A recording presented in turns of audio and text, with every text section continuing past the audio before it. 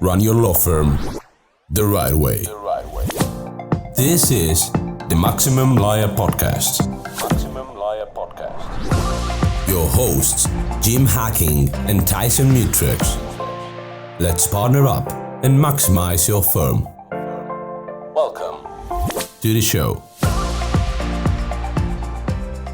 Hey, it's Tyson back for another Saturday episode, and today I'm going to focus on an essential yet often overlooked aspect of the legal profession and, being a business owner, and that is stress reduction. And I'm going to give you some tips in our 5-minute episode here.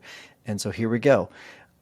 Before we kick off, though, I do want to take a little bit and do a little bit of a personal sharing. I think that's in order. Over the last couple of years, I've focused a lot more on self-care and, myself mentally, both physically and mentally. And, if you look back a few years ago, I was probably drinking too much. I was definitely eating too much. I wasn't focusing on myself at all. I was working too much. Wasn't taking the time I needed, wasn't taking the vacations I needed, wasn't taking the time off that I needed. And so I was experiencing the detrimental effects of that. And so over the last couple of years, we've really focused on that, both Amy and myself. We focused a lot more on that, whether that's, going to the gym regularly. I hired a trainer. That was one of those things where I bit the bullet, spent the extra money, and hired a trainer. That's made a significant impact. Getting, Amy and I both on the same page. For those of you who don't know, Amy's my wife. And so we both made this commitment together, and we both did 75 hard together. And so having a partner to do that was really, really important. And I think, if I'm being completely honest, if I did not have her next to me to really on board with the whole thing, I wouldn't have done it. I probably would have just kept doing what I was doing, which is not great.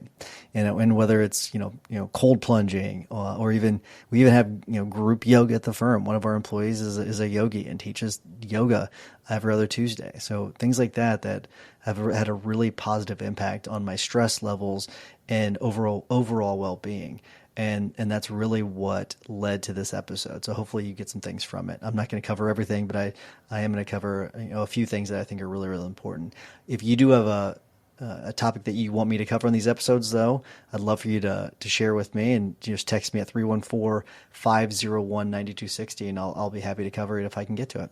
But let's get to today's episode. All right.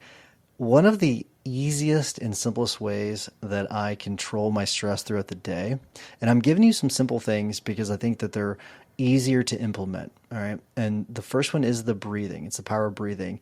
And the first thing I'm going to talk about is box breathing. And I do a variation of this, but box breathing is something from the Navy SEALs, and it's a technique to refocus and reduce stress. So what you do is you inhale for 4 seconds, you hold that breath for 4 seconds, and then you exhale for another 4 seconds.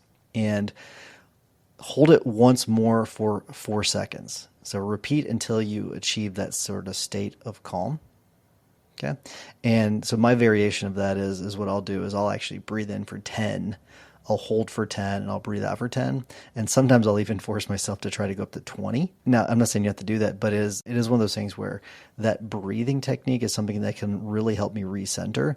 And something else I've talked about when it comes to Jason Selk is he does talk about doing that centering breath too. He says to breathe in for 6, breathe out for 7. So breathe in for 6, hold for 2, breathe out for 7. And that's what he does. And that's part of his 100 seconds that he talks about, which I'll talk about in another episode. I'm not going to get into the details of that, but the centering breath, do not overlook it. Okay. I'm telling you, do not overlook it. And the box breathing technique is a really easy one. 4, 4, 4.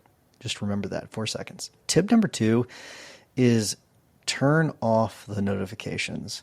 And this is an immediate way to cut down on the stress and you're going to be able to control that flood of information that it's coming at you on a regular basis. And I'm saying it's coming at you because you can't control it. Right? You're just getting these notifications at random times. And so if you go into your phone and onto your computer and just turn off all the notifications, you can even on your iPhone change, and I can do a tech tip on this if you need me to, just text me and if you want me to cover it. But it's one of those things where just go into your iPhone and you can control all the different apps. And if you do want to get certain communications from certain people, you can do that in the iPhone app. And I'm assuming you can do that with all of the Android apps and all the other apps out there, all the other phones out there. So make sure you go in there, you turn off those notifications, and I can tell you, it has lowered my stress so much. And if you want more advice on the email part of it, listen to the episode on emails, because that's gonna help you out too. All right, and tip number 3, and this is the third one I'm going to cover, the 3 of 3, it's to schedule your workouts. All right. If you don't schedule, it's not going to happen. I'm just going to tell you. Even if you are a gym rat and you go on a regular basis, put that time in your calendar. Just go ahead and put it on there, because there may be a time where you just don't feel like doing it. Okay. Put it on the calendar so that it's there, it's bookmarked, you know where it is. Everyone knows that those are your time for the gym. And the physical activity should be a non-negotiable. It's got to be a non-negotiable part of your day. So you need to block out that time. And even if you don't want to go to the gym, okay, I'm not saying you have to go to the gym. Block out time though throughout your week where maybe you go and you take a brisk walk around the office, or maybe you go do some squats, okay, or maybe you do go do that gym session. That activity is going to get you moving, and no one can argue with the benefits, the scientific benefits of doing physical workout. So I'm not going to get into all those in this episode. Don't try to argue with me about it. I'm telling you, everyone knows that there are massive benefits, both mentally, emotionally, and physically, when it comes to doing the workout. So get it scheduled, put it on your calendar. And I'm going to give you an extended tip on mastering your time. And as we know, in the business world and the legal world, time is it is money. Okay. But mastering your time, it's not about making money. Okay. It's about achieving that work-life balance that we talk about on a regular basis. And you need to use tools like calendar apps to schedule everything from client meetings to your workouts and personal downtime. You want to make sure that you are mindful of your energy peaks during the day.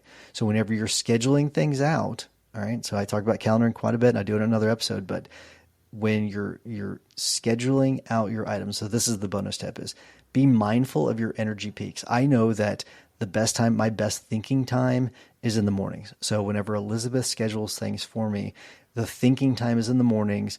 Any, mindless tasks that I need to do, those are all pushed to the afternoon. So I am mindful of that. You need to be mindful of the same thing, those energy peaks, because it's going to affect the quality of the work that you do. So be mindful of these high energy windows that you have, because they are limited windows. You do run out of energy. We all do. So get that done. All right. So thank you for that. That's all I'm going to cover for today. So don't forget to join us next Saturday, where we'll explore even more strategies and more 5-minute tips for you. But for this one, just remember, self-care, it's not selfish. Okay. I think it's viewed by many people as being selfish, but self-care, it's not selfish. It's a necessity for being a resilient human being, for being an effective lawyer, and for being an effective spouse, parent, you name it, friend. It's vital to life. So start implementing these quick tips, and hopefully your stress levels will go down. Until next week, consistent action is the blueprint that turns your goals into reality. So thanks for listening, and I'll catch you next Saturday. Thanks for listening to the Maximum Lawyer Podcast. To stay in contact with your host and to access more content, go to MaximumLawyer.com. Have a great week and catch you next time.